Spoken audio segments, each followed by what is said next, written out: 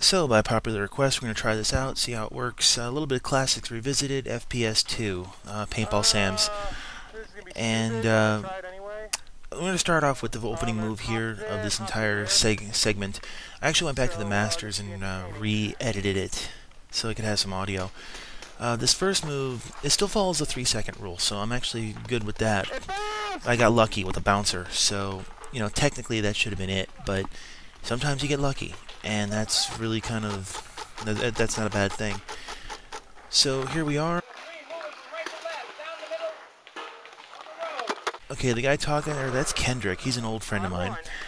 And we're going to fall into one of the big problems, which I mentioned here. This is kind of a classic problem in big games and in paintball in general, is that both teams will meet.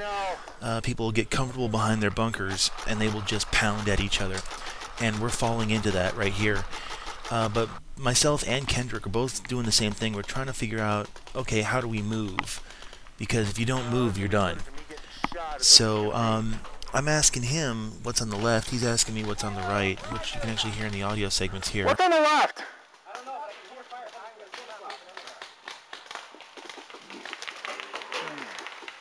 See, on the left-hand side, there's a bunch of ridges, and those ridges, they're great for... So all soft cover, nothing hard. Negative. There's a couple barrels, but nothing against the tape line. Yeah, that was him asking me what I had, and I was kind of asking him what he had. And the thing is that if you move along the ridges on the left-hand side there, you're running basically into the other team, so you're running into a lot more problems.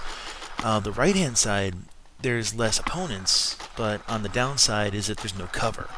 Everything there is tall grass, and I'm a big dude. So, to be honest with you, at this point, I'm looking at that move thinking, I really don't want to do this. So we're kind of, I think at this point we're just kind of falling into the mistake of get in your bunker, get comfortable, and hope that you can long ball guys.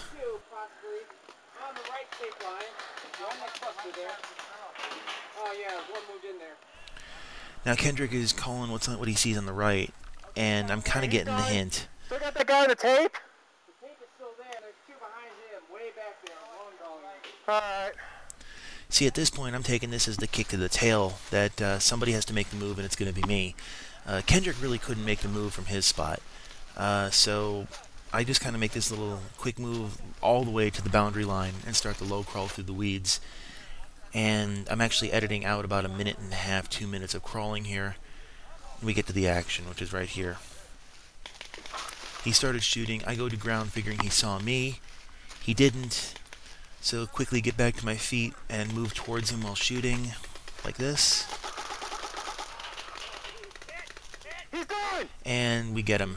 Now, as far as the second guy in this sequence goes, I didn't really know he was there until I literally caught this camouflage through the weeds and figured, you know what, I'm not going to point blank him first thing in the morning. Should I, or do you want to surrender? And to be fair, I did have the barrel pointed at his sensitive parts, so I think he made the correct call on that one. Now, the final part of this segment is I'm shooting. There's two guys here. I'm shooting the one I can see. This guy quick on the right, you can't really see him because my gun was in the way. He was wearing like this ghillie hat, so I really couldn't see him. His first couple shots actually missed me. Already had me easy.